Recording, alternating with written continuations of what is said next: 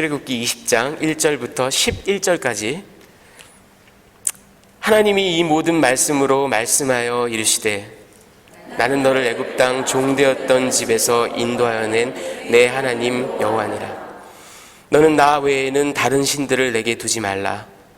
너를 위하여 새긴 우상을 만들지 말고 또 위로 하늘에 있는 것이나 아래로 땅에 있는 것이나 땅 아래 물속에 있는 것에 어떤 형상도 만들지 말며 그것들에게 절하지 말며 그것들을 섬기지 말라. 나 내 하나님 여호와는 질투하는 하나님인즉 나를 미워하는 자의 죄를 갚되 아버지로부터 아들에게 3, 4대까지 이르게 하거니와 나를 사랑하고 내 계명을 지키는 자에게는 1000대까지 은혜를 베푸느니라. 너는 내 하나님 여호와의 이름을 망령되게 부르지 말라. 여호와는 그의 이름을 망령되게 부르는 자를 죄 없다 하지 아니하리라. 안식일을 기억하여 거룩하게 지키라. 엿새 동안은 힘써 내 모든 일을 행할 것이나 일곱째 날은 내 하나님 여호와의 안식일인즉 너나 내 아들이나 내 딸이나 내 남종이나 내 여종이나 내 가축이나 내 문 안에 머무는 객이라도 아무 일도 하지 말라. 다 같이 이는 엿새 동안에 나 여호와가 하늘과 땅과 바다와 그 가운데 모든 것을 만들고 일곱째 날에 쉬었음이니라. 그러므로 나 여호와가 안식일을 복되게 하여 그날을 거룩하게 하였느니라. 아멘. 다 자리에 앉아 주시기 바랍니다. 오늘 십계명 그 첫 번째 시간입니다. 오직 하나님만을 향한 예배. 지난 시간에 제가 할머니 얘기를 했잖아요. 오늘 할아버지 얘기를 하겠습니다. 제가 이렇게 일관된 사람입니다. 예. 자, 꼬꼬대 갈배 제가 이름을 그렇게 붙여봤습니다. 저분은요, 세뮤얼 트루트 캐티라는 분입니다. 1921년에 태어나서 2014년에 돌아가신 분입니다. 저분은요, 여러분들 칙필에이라고 들어보셨습니까? 우리 플레전튼에도 하나 생겼습니다. 예, 많이 가서 좀 팔아주세요. 예, 칙필에이라는 저 패스트푸드 그 치킨 샌드위치 전문점입니다. 예, 이것을 창업한 사람입니다. 그런데 이분은 여러분 아주 독실한, 아주 신실한 우리와 같은 남침내 교인입니다. 예, 조지아 출신의. 그리고 썬데이 스쿨 교사를 무려 50년 넘게 하신 분입니다. 이분의 미션 스테이트먼트를 한번 볼까요? 이게 여러분들 배가 고프시죠? 네, 이게 저기서 파는 그 치킨 샌드위치입니다. 아주 맛있습니다, 여러분. 제가 칙필레이에서 뭐 돈을 받거나 커미션을 받은 건 아닙니다. 네. 자, 이분의 사명 선언, 미션 스테이트먼트. 이 기업에 우리에게 맡겨진 모든 것에 신실한 청지기가 되므로 하나님을 영화롭게 하는 것. 무슨 교회 미션 스테이트먼트 같지 않아요? 네. 자, 여러분, 이 기업은요, 사실은 1946년에 Dwarf Grill이라는 조그마한 가게로 시작을 했습니다. 그리고는 1948년부터 이제 이제 체인 프랜차이즈로 이렇게 확장을 하면서 이제 사업을 넓혀갔는데 1948년에 이분이요, 그때부터 지금까지, 이 기업이 사실은 굉장히 큰 기업이에요. 그리고 맥도날드를 비롯해서 미국에서 세 번째로 큰 패스트푸드 전문점입니다, 여러분. 굉장히 아시다시피 패스트푸드 전문점은요, 썬데이 아침에 혹시 가보셨나요? 예, 가족들이 엄마가 하루 종일 일주일 내내 밥하느라고 힘들었잖아요. 그래서 온 가족이 엄마랑 함께 오늘 아침 맨날 일 안 해, 밥 안 해. 그리고 온 가족이 막 우글우글 몰려온단 말이죠. 썬데이 장사가 굉장히 크단 말이에요. 근데 1948년부터 썬데이의 문을 닫았습니다. 안식일을 지키기 위해서.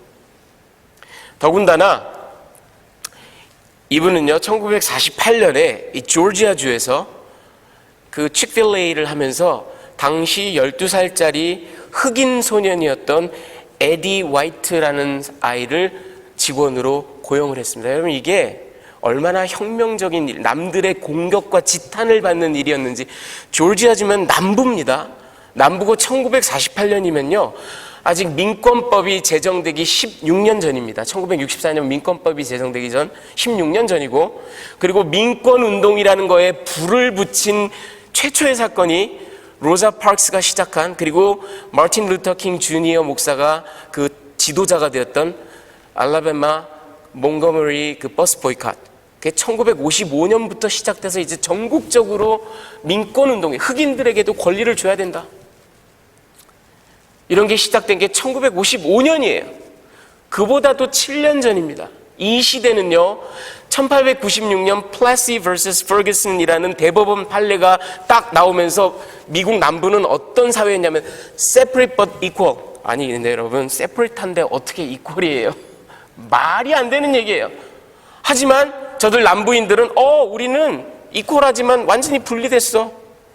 식당도 백인 식당, 흑인 식당 따로 있고, 열차도 백인 타는 열차칸이 따로 있고 흑인 따로 있고, 예. 호텔도 흑인 전용 따로 있고 백인 전용 따로 있고, 우리는 separate but equal이야. 이런 사회, 세그리게이션이 사회를 완전히 지배하던 짐 크로우 법이라고 하는 그런 사회에 1948년에 자기 식당을 경영하면서 흑인 소년을 고용을 한 그런 사람입니다. 뿐만 아니라 그 당시 13살 또 다른 고아 소년 우디 포크라는 친구가 있었어요. 이 친구를 멘토링을 합니다. 이분이. 그래가지고는요, 이 고아 소년을 결국은 칙필A의 부사장으로까지 만듭니다. 그 정도가 아니라 한 30여 년 전에 이분은 이제 윈쉐이프 파운데이션이라는 걸 만듭니다. 그래서 저 포스터 케어, 그러니까 고아들 이렇게 돌봐주고, 그리고 가정에 이렇게 입양시키고 하는 이런 귀한 사역을 하고요. 수십만 불씩 한 해에 장학금을 지원하고요. 그렇게 해서 2세들을, 특별히 어려운 환경에 있는 2세들을 키워나가는데 전심전력을 다한 그런 아주 신실한, 독실한 크리스찬 기업주입니다. 이 사람이 즐겨한 말이 있습니다. 자기 책에도 있는 건데요. 성인 남녀를 고치는 것보다 어린 소년, 소녀를 키우는 것이 더 쉽다. 다 망가진 어른들을 고치는 것보다요, 어렸을 때부터 아이를 신실하게 키워내는 것. 여러분, 그래서 자꾸 맥도날드랑 비교해서 죄송합니다만, 이 맥도날드에 가면 키즈밀이라는 게 있어요. 여러분들 자녀들이 다 좋아하셨죠? 그 애들이 왜 좋아해요? 애들이 음식을 좋아하는 게 아니에요. 거기에 나오는 디즈니 아니면은 뭐 마블 이런데 그 슈퍼히어로 이런 장난감들 때문에 애들은 제사에는 관심이 없고 제밥에만 관심이 있어요. 그 장난감. 자기가 원하는 장난감 선물로 못 받으면 그 자리에서 들어 누워서 막 울어요, 애들이. 예, 키즈밀. 제가 예전에 공부할 때 저희 학교에 경영학과 박사과정을 하던 선배가 있었는데 그 선배가 해준 얘기가 잊혀지질 않아요. 야, 형석아, 그 사람은 경영학 박사과정 학생이었거든요.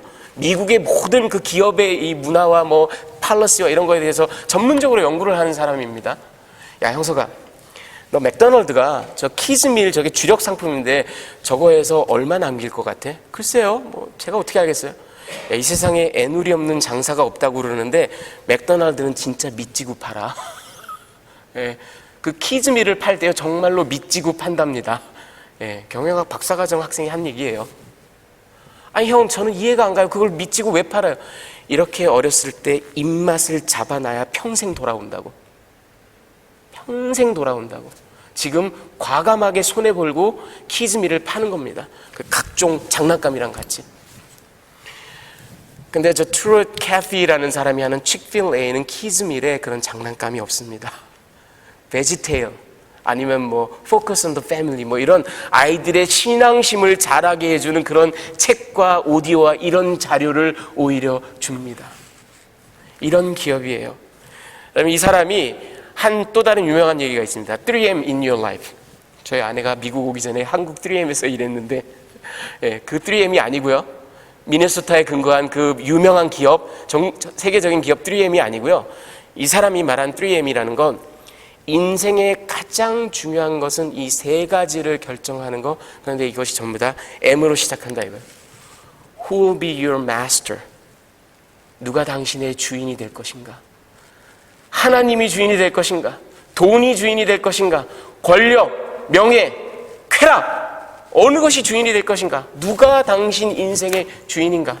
두 번째, who will be your mate? 누가 당신의 아내, 남편, 배우자가 될 것인가? 그렇죠? 이 인생을 좌우하죠.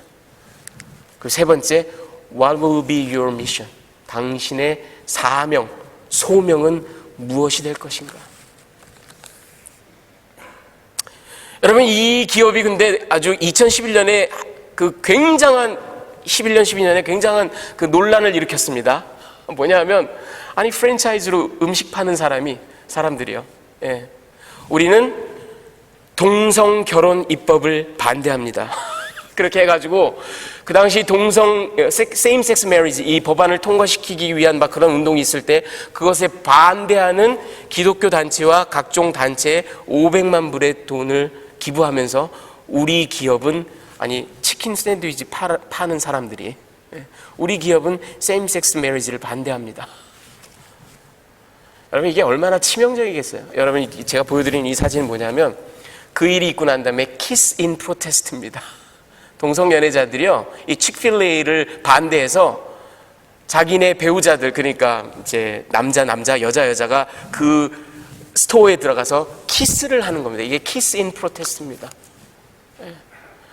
지금도 논란이 있는 걸로 제가 알고 있습니다. 엄청난 뭐 보이캅이라든지 뭐 이런 엄청난 불매 운동. 그럼에도 불구하고 성경적인 그 세계관을 가지고 하나님을 영화롭게 한다라는 그런 기업 이념을 가지고 우리는 동성 결혼을 반대합니다. 그리고 우리는 안식일에는 사업을 하지 않습니다. 여러분 이 기업이 지금 가지고 있는 미국의 그 전체 스토어가 2,600개가 넘습니다. 썬데이 하루에 문을 열면은 수백만 수천만 달러를 더 법니다. 그걸 하지 않습니다. 자, 여러분 오늘 이야기 속으로 들어가 볼까요? 첫 번째 프롤로그가 또다시 나옵니다. 1절 2절에 하나님께서 나는 너를 애굽 땅 종되었던 집에서 인도하여 낸 내 하나님 여호와니라 하는 말씀을 다시 하고 계명을 주십니다. 제가 지난번에 그 preamble이라 그래서 기억하라 역사 오늘 똑같이 다시 한번 말씀하십니다. 말씀만 바꾼 것뿐이에요. 내가 누구인지를 기억하라. 내가 너희에게 어떤 일을 했는지를 기억하라. 너희가 종되었던 백성인데 애굽의 종되었던 백성인데 내가 너희를 구원한 구원자다. 여러분 이 말씀이 어찌나 중요한지 나는 너를 애굽 땅 종되었던 집에서 인도하여 낸 내 하나님 여호와니라 라는 이 구절이요 구약 성경에 125회가 나옵니다. 여러분 우리 하나님이 한 말씀 또 하시고 또 하시고 또 하시고 왜 그러겠어요? 그만큼 중요하기 때문에 너희는 기억하라.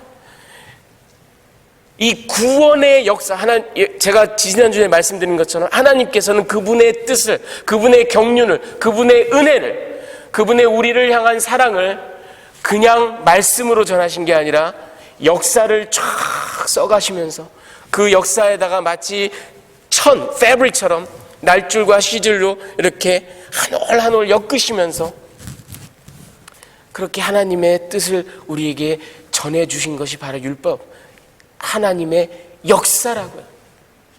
오늘 이 말씀 역시 하나님께서는 내가 이 역사에 너희 민족의 역사에 아니 너희 삶의 이야기에 나의 존재를 갖다가 심어주마.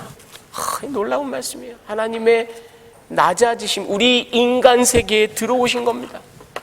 여러분 인카네이션이 2000년 전 예수님한테 처음 있었던 게 아니에요. 따지고 보면 하나님은 우리 삶 가운데 그 광대하신 하나님이 우리 삶 가운데 들어오신 겁니다. 역사를 통해서. 자 그리고 나서는 이제 3절부터 11절까지는 데칼로그라고 합니다. 이게 이제 10계명이에요.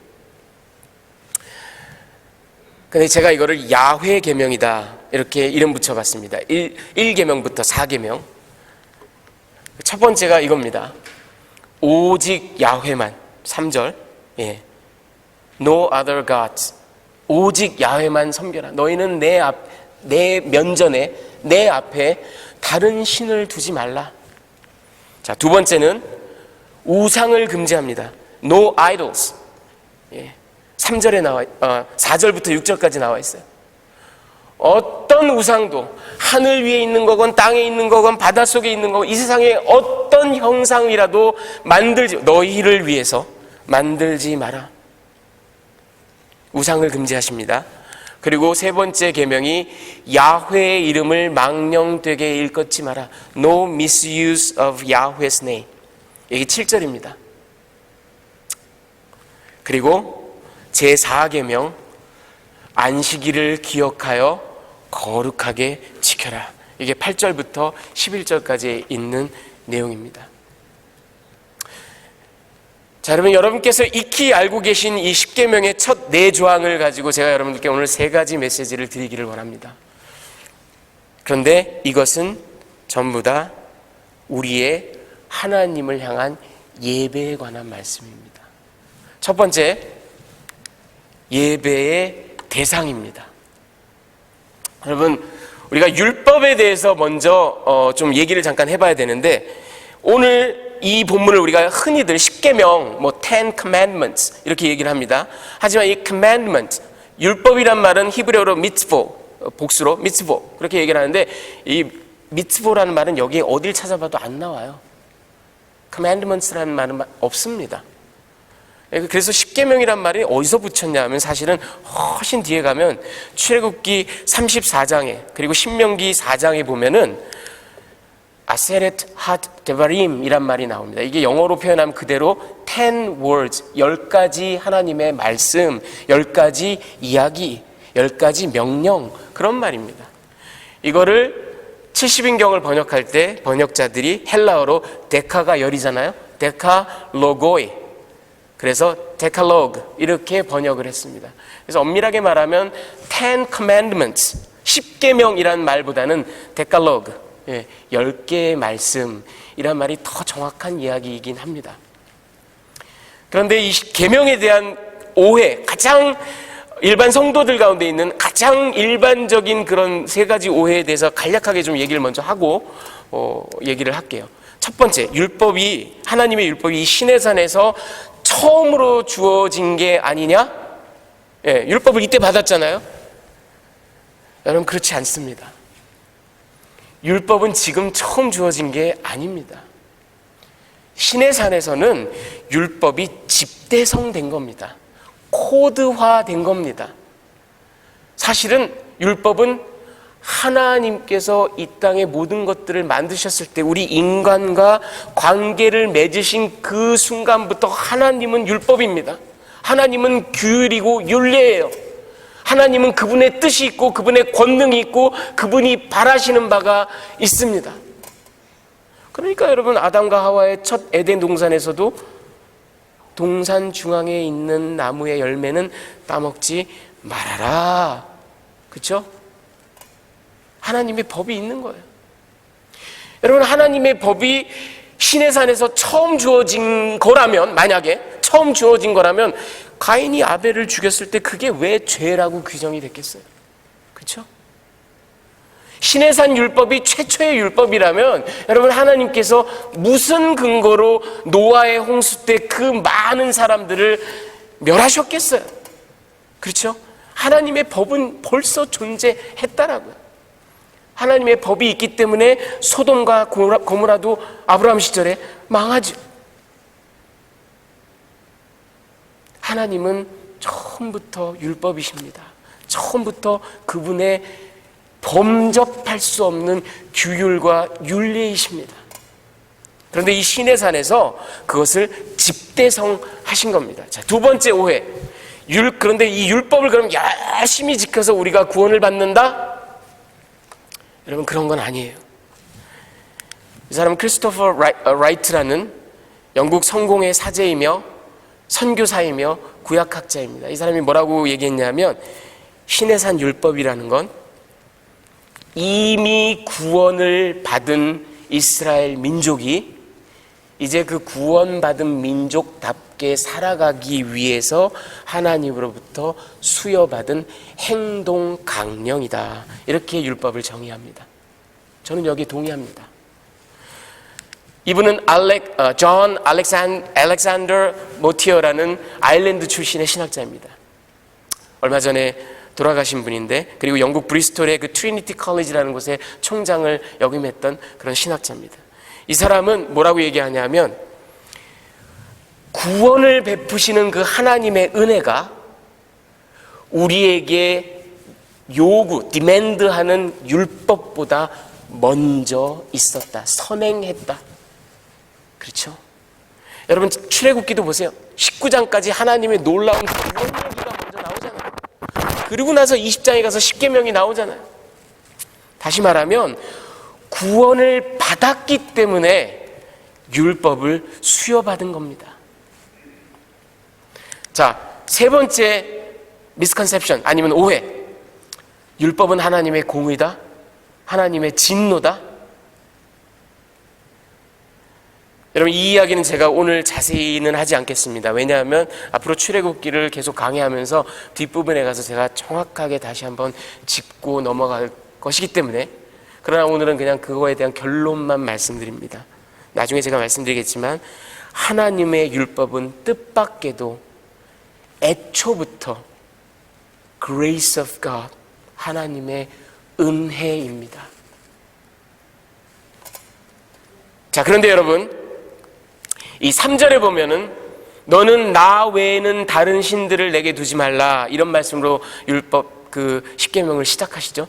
이 나 외에는, 이게 히브리어로 알파님 이런 말인데, 이게 두 가지로 문법적으로 번역이 다 돼요. Before me, 나의 face 앞에, 내 얼굴 앞에, 그런 말이에요. 하지만 어떻게도 해석이 얼마든지 되냐면 except me, other than me, 그런 말도 가능합니다.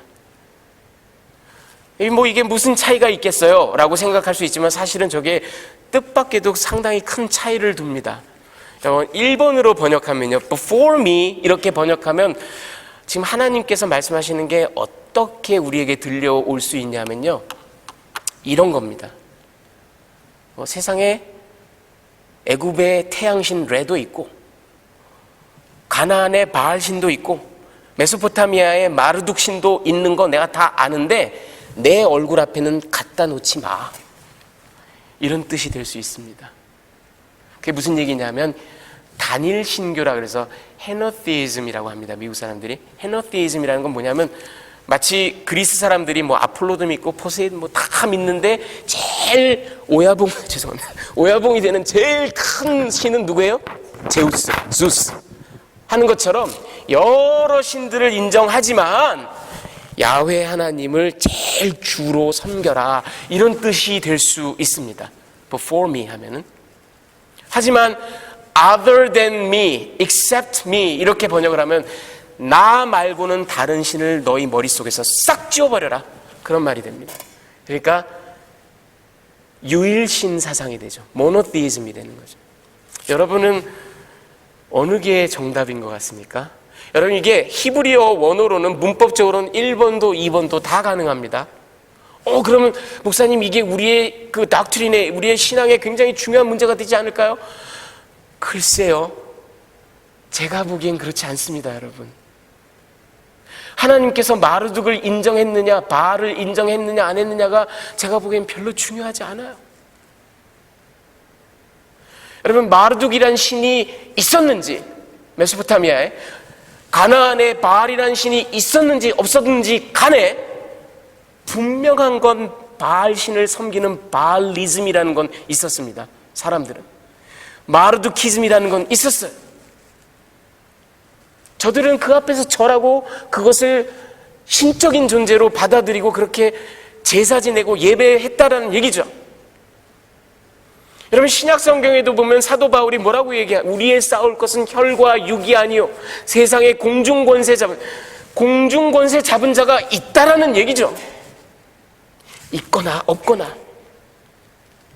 믿거나 말거나 너희는 어쨌든 나 이외에는 다른 신을 너희 앞에 내 앞에 두지 말아라. 오로지 나만을 예배하고 경배해라. 온갖 신이 이 세상에 존재한다고 사람들이 믿을지라도, 그리고 실제로 영적인 존재들은 있어요.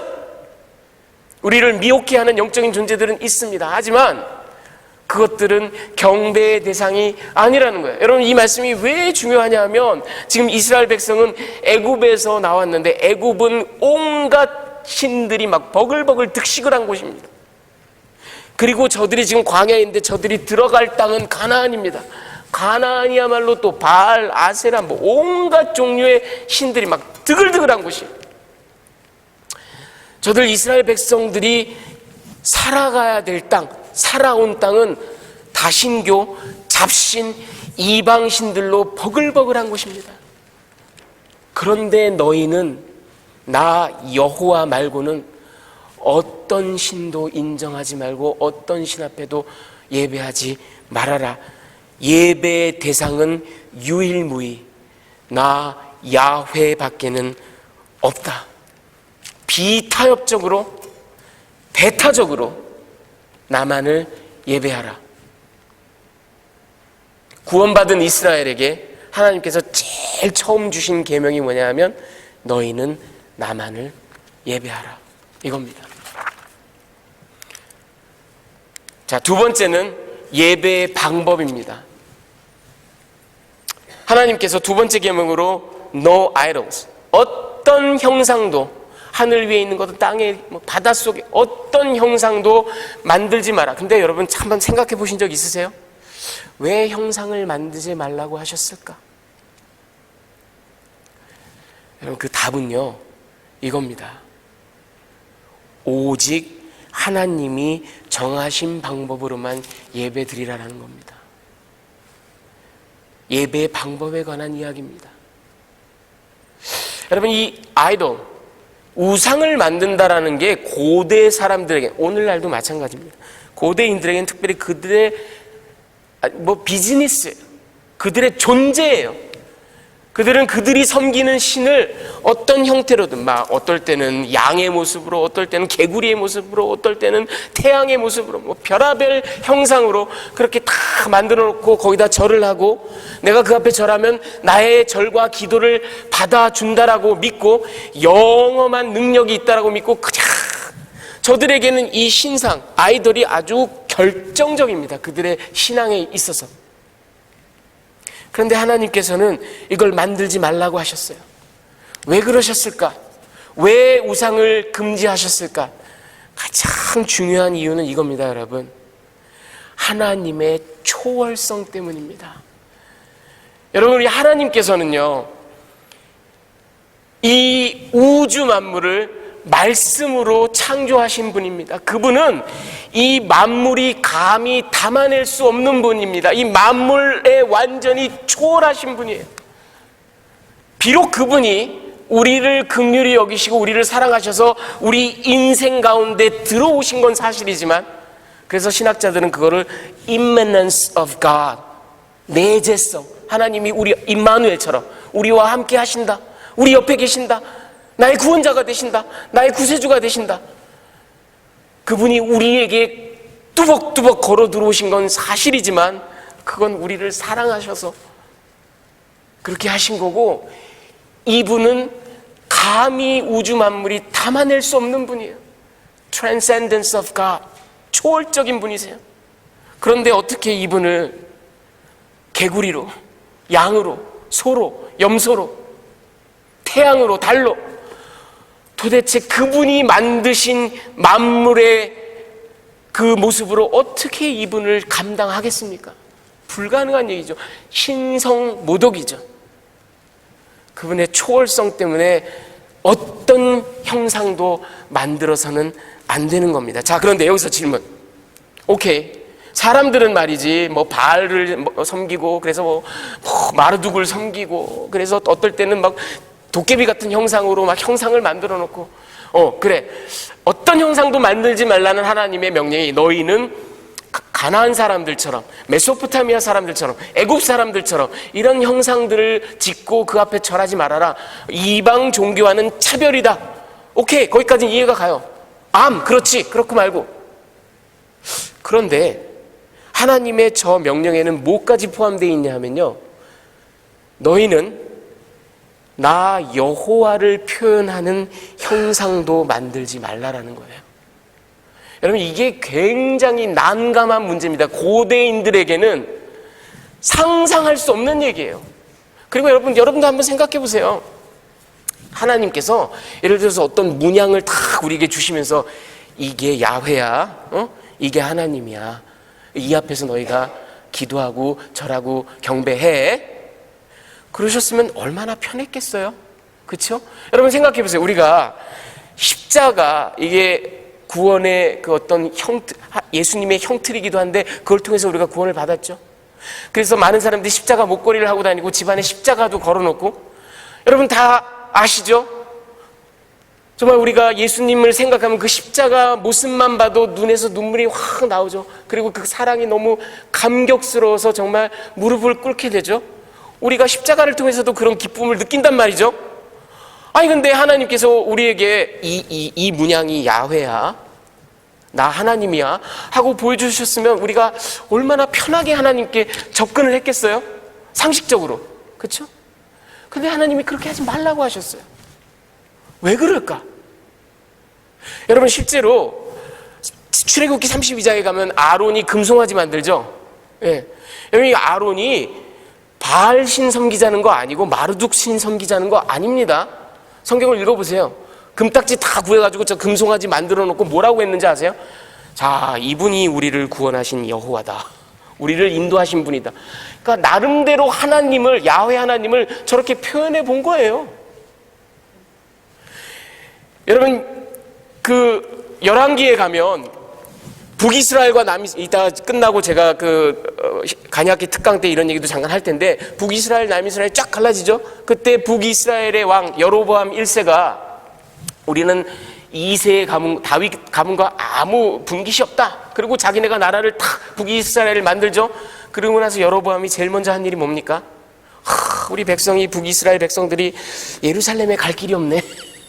어떻게 야훼를 섬기지? 옳거니 내가 단하고 베델에다가 야훼의 상을 만들어야 되겠다 하고 금송아지, 그때도 또 금송아지를, 아무튼 금송아지 되게 좋아해요. 금송아지를 또 만들어요.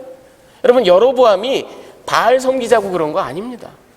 마르둑 섬기자고 그런 거 아니에요. 자기 딴에는 저걸 하나님 야훼라고 표현한 겁니다.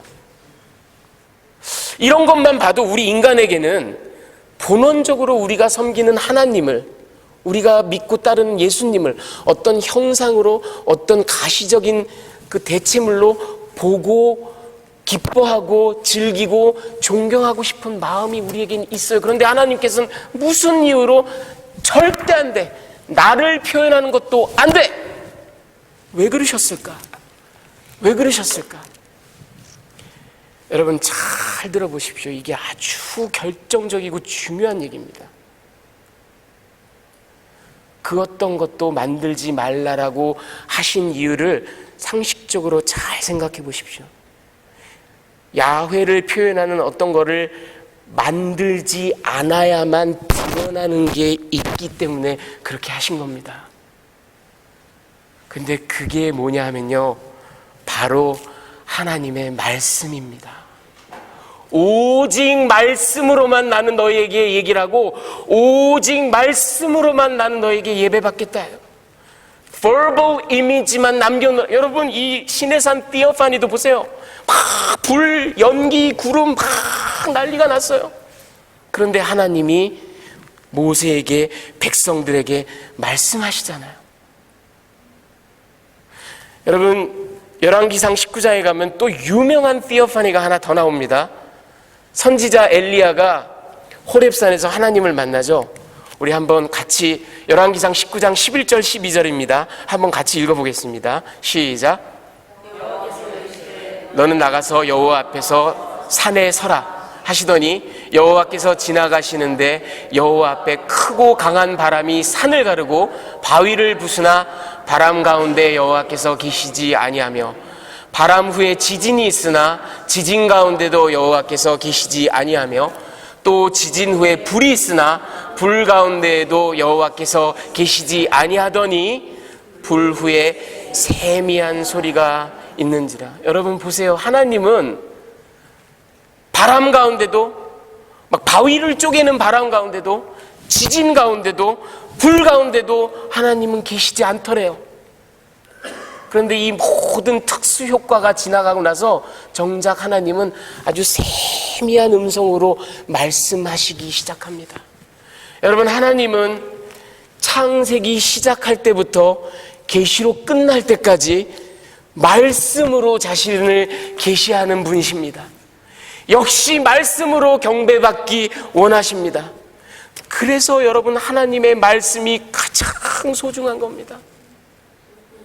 다른 그 어떤 것도, 물론 우리가 조명도 필요하고 시각적인 것도 필요하고 음향도 필요하고 분위기도 필요하고 다 필요합니다. 그런 걸 통해서 우리가 월십해요. 하지만 그 모든 것을 완전히 초월하고 탁월하는 것은 하나님의 말씀이에요. 선포되어지는 하나님의 말씀. 오직 그 말씀을 통해서만 하나님은 우리와 교통하시고, 그리고 그 말씀을 통해서 여러분의 경배를 받기 원하시는 분이 하나님. 그래서 어떤 시각적인 형상도, 심지어는 나를 표현하는 것조차도 절대 금지다. 그래야만 나의 말씀이 너희에게 살아 숨쉰다. 자, 끝으로 세 번째, 여러분, 예배의 맥락입니다. The context of worship. 여러분, 하나님께서는 그의 뜻과 구속의 의지와 율법을 제가 누누이 말씀드린 것처럼 이 역사라는 맥락 속에 위치시키셨어요. 이제 마찬가지로 우리에게도, 이스라엘에게도 그분께 유일한 예배를 오직 그가 정하신 방법으로, 그리고 이 안식일이라는 맥락 가운데 위치를 시키십니다. 여러분, 유대교인들은요, 안식일을, 이 사바스라는 것을 시간의 성소다 그렇게 표현합니다. Sanctuary of time. 여러분, 공간적인 성소가 지금 우리가 나와 있는 예배당이잖아요. 아니면 구약시대라면 그 템플, 성전. 근데 안식일은 시간의 성소다. Sanctuary of time. 그렇게 표현을 합니다. 이 안식일을 놓고 많은 사람들이 이렇게 연구하고 감론을 박하는, 특히 이 비평적인 사람들이 어떤 주장을 하냐면요. 지금 한번 들어보십시오. 이 메소포타미아에 샤바투라는 게 있습니다. 발음이 비슷하죠? 안식일이 사바트. 근데 사실 히브리어 발음은 샤바트입니다. 사바트가 아니고 샤바트예요. 근데 저 고대 바빌론, 메소포타미아의 저 아카드 언어로 샤바투라는 게 있어요. 굉장히 비슷하죠, 안식일이. 그리고 안식일이랑. 그리고 저 샤바투라는 게 실제로 뭐냐면 제7일, 제14일, 제21일, 제28일을 특별한 날로 지키는 겁니다. 그리고 그때 막 제사를 지내고 이런 거를 해요. 그러니까 이게 이 시내산보다 더 예전 그 고대 문명 때, 고대 바빌론 때 있었던 일이거든요. 그러니까 이제 또 이 비평적인 학자들이 이거 봐라. 이거를 이스라엘이, 모세가 본딴 거다. 이런 말도 안 되는 소리를 합니다, 여러분. 이게 왜 말도 안 되는 소리냐 하면요, 여러분, 사바스라는 건, 안식일이라는 건 이 인류 역사상 전례를 찾아볼 수 없는 아주 특별한 일입니다. 저 샤바투라는 것도, 메소포타미아의 샤바투라는 것도 사실은 완전히 다른 겁니다. 왜 그러냐면 7일, 14일, 21일, 28일은 아주 흉측한 날이라는 게 저들의 믿음입니다. 악령들이 막 기세를 떨치는 날이라는 게 바로 샤바투예요. 그래서 그날은 밖에 나가면 안 돼요. 그날은 어떤 행동을 해서는 안 돼요. 그리고 그날은 이 악령들을 잠재우는 어떤 제사를 지내는 게 바로 샤바투입니다. 하지만 하나님이 정하신 안식일은 완전히 반대예요. 이건 축제예요. 기쁨이에요. 하나님께서 천지를 창조하시고 보기에 너무 좋았더라. 그리고 7일날 쉬신 그 기쁨을 우리에게도 요청하시는 겁니다. 그래서 우리가 만물 가운데 쉬면서 하나님의 창조를 기리면서 막 즐거워하고 축제를 벌이고 하나님 앞에 예배하는, 이게 어떻게 같은 얘기예요? 이게 어떻게 본딴 얘기예요? 완전히 다른 얘기인데. 여러분, 이 안식일은요, 제가 안식일을 곰곰이 묵상해 보면서 아주 놀라운 사실을 하나 발견했습니다. 저에게 얼마나 큰 은혜가 됐는지 지금도 막 가슴이 떨릴 정도예요. 여러분, 십계명이 우리에게 있고 하나님께서 이렇게 해라, 이렇게 하지 말아라, 이런 여러 가지 규율들이 있고 조항들이 있는데, 이 안식일 조항이 얼마나 특별한 조항이냐 하면, 여러분 잘 생각해 보세요. 이게 제가 정리한 저의 언어입니다. 들어보십시오. 안식일은요, 하나님의 모든 율법 가운데, 모든 계명 가운데 유일하게 하나님께서 피조물인 우리 인간에게 하나님의 성품, 하나님의 존재, 하나님의 창조 행위에 너희도 들어와서 같이 나랑 파티시페이트 하지 않으련 하고 초청하신 일입니다. 여러분, 이게 엄청난 특권이고 엄청난 은혜입니다.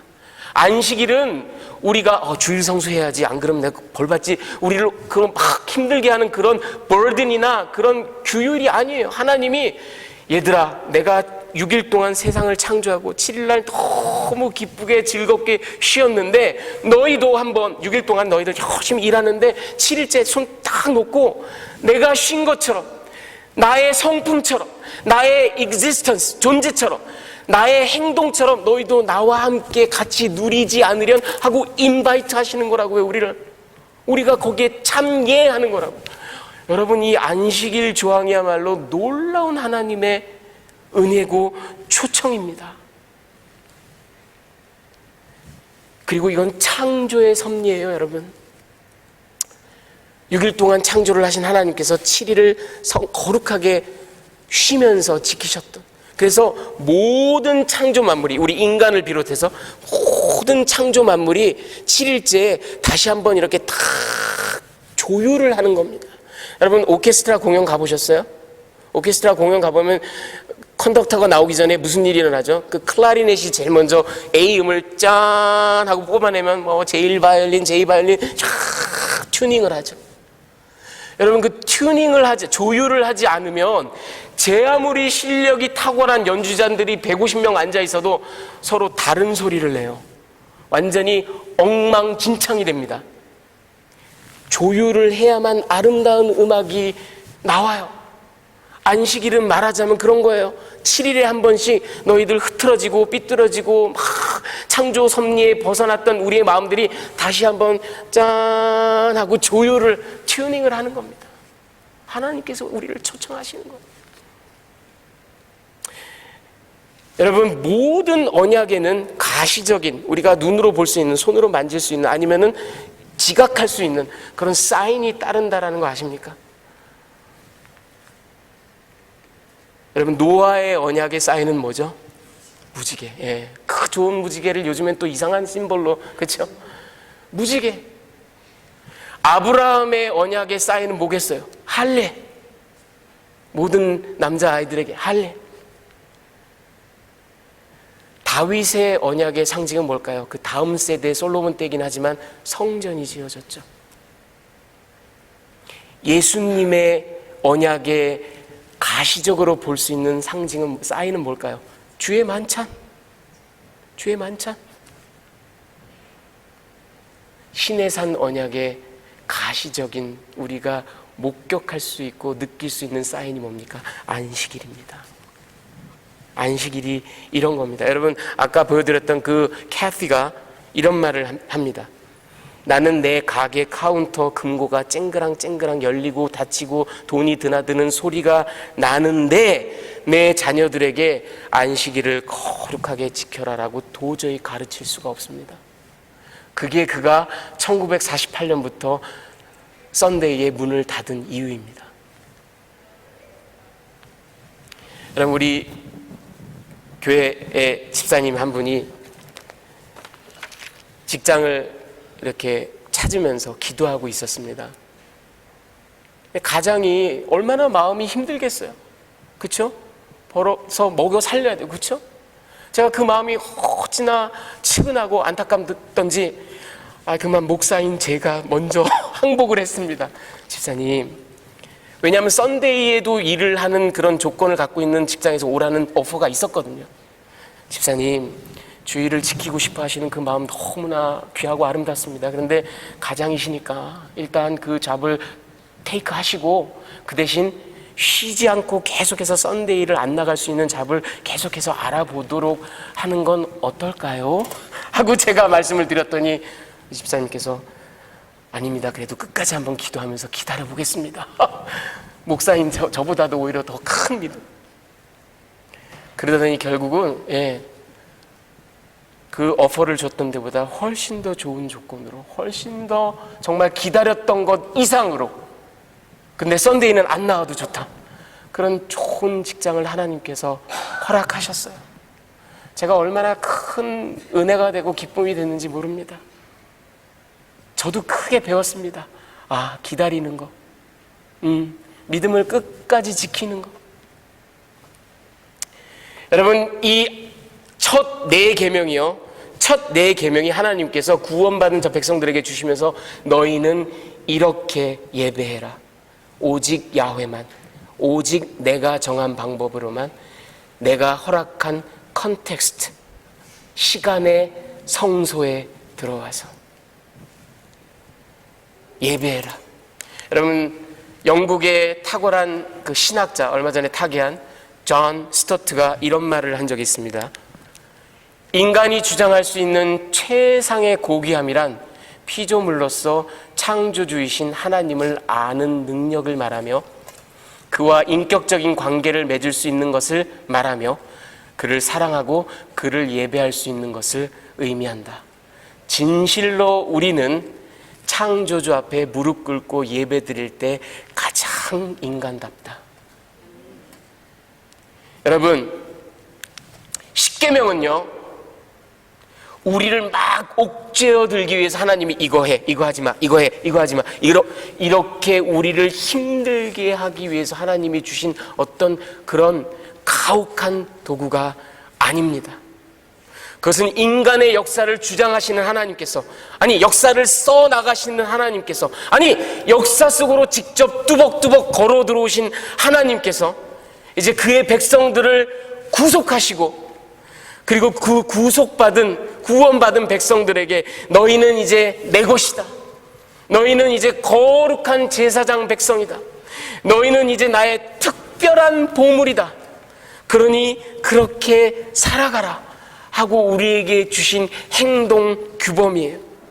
그리고 보다 더 핵심적으로는 이 십계명의 특별히 첫 네 조항, 여러분들이 우리가 일반적으로 알고 있는 수직적인 관계, 하나님에 대해서 이 첫 네 조항은 결국은 우리가, 그렇게 구원받은 우리가 오직 하나님만을, 그리고 오직 그가 정하신 방법으로만, 그가 의도하신 맥락 가운데서 예배하라는, 그래서 하나님을 높여드리고 하나님을 영광스럽게 하라는 그런 우리 존재에게 주신 명령입니다. 여러분, 오늘 이 장소적으로 하나님에게 예배가 드려지는 이 sanctuary, 성소에, 그리고 시간적으로 시간의 성소, sanctuary of time, 인 이 안식일에 이 자리에 나오셔서 하나님의 임재를 체험하고, 그리고 하나님이 정하신 방법, 그 매개, 말씀을 통해서 그분의 뜻을 기리고 그분을 높여 드리시는 여러분은 하나님이 기뻐하시는 예배자들입니다. 다 같이 기도하시겠습니다.